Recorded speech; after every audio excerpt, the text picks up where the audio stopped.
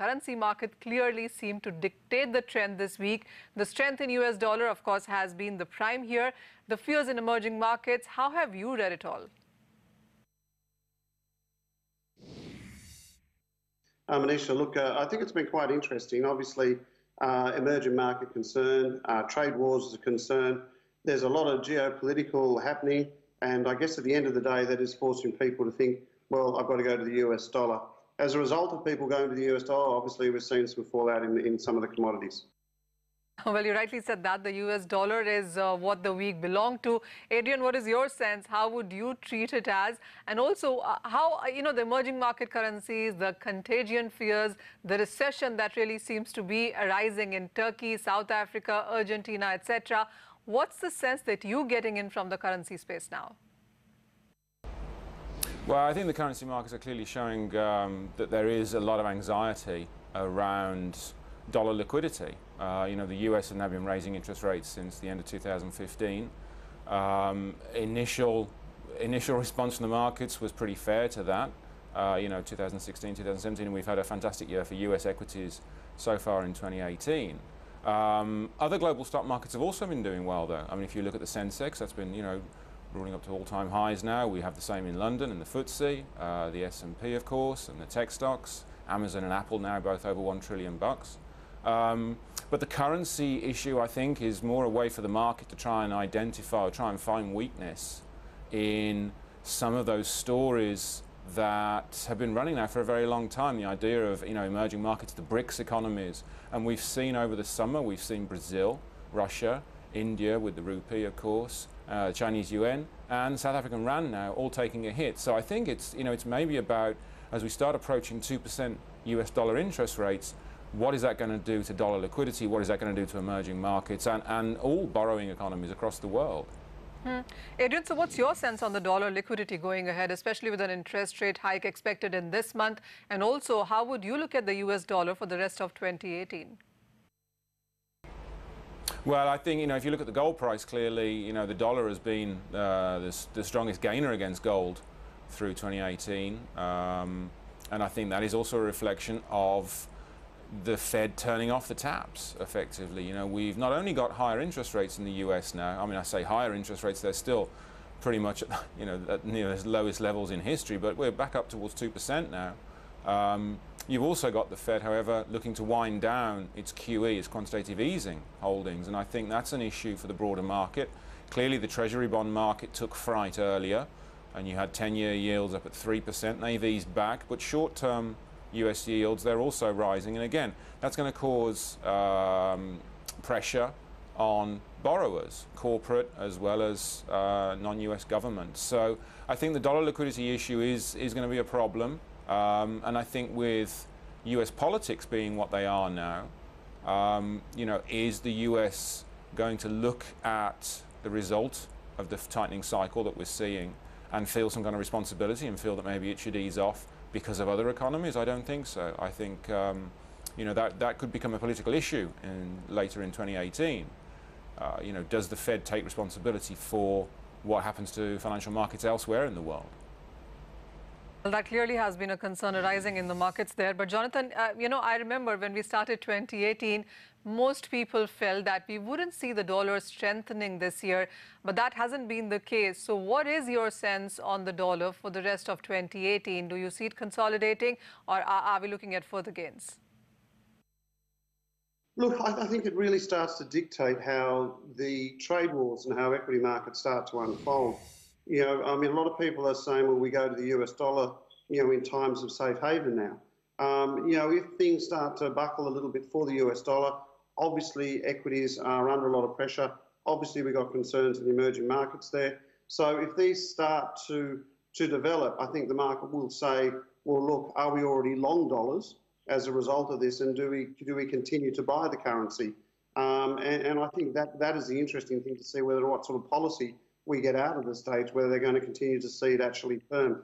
But having said that, if the dollar does firm, some of our own commodities now will start to, like gold, will start to trade on their own back and rather not be as influenced by the US dollar.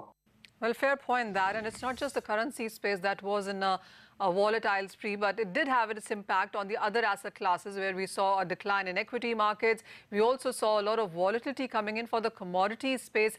So, Jonathan, how would you see it, especially for the precious metals, because they take a direct impact from the currencies, so as to say?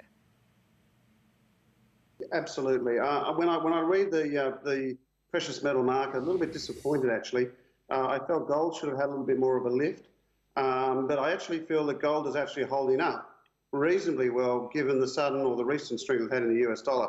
So that does give me a sense that gold is starting to look more attractive, seeing that we haven't seen as much a reaction with the strength of the US dollar as we've seen over the last week. So if anything, I think gold is holding up.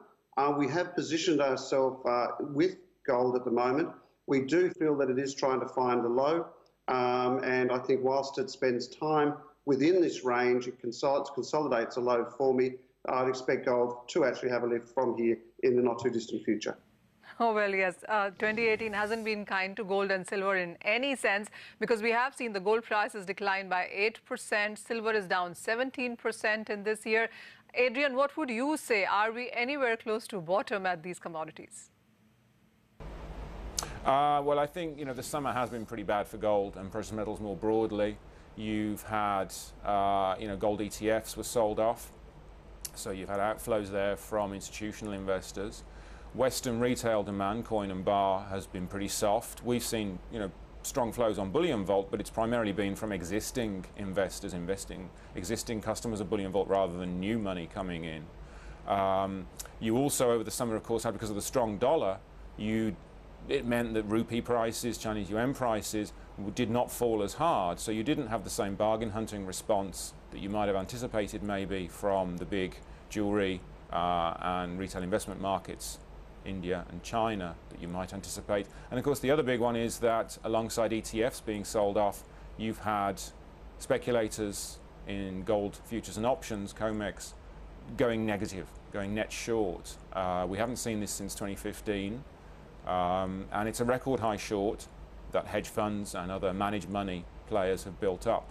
And I think that's clearly had an impact on the gold price, because in the absence of other physical players, ETF demand, Asian and Chinese consumers, retail bar investors, that's let them push the price around. Hedge funds have been in a position to not push the price around, and that's what we've seen down to 1160 last month.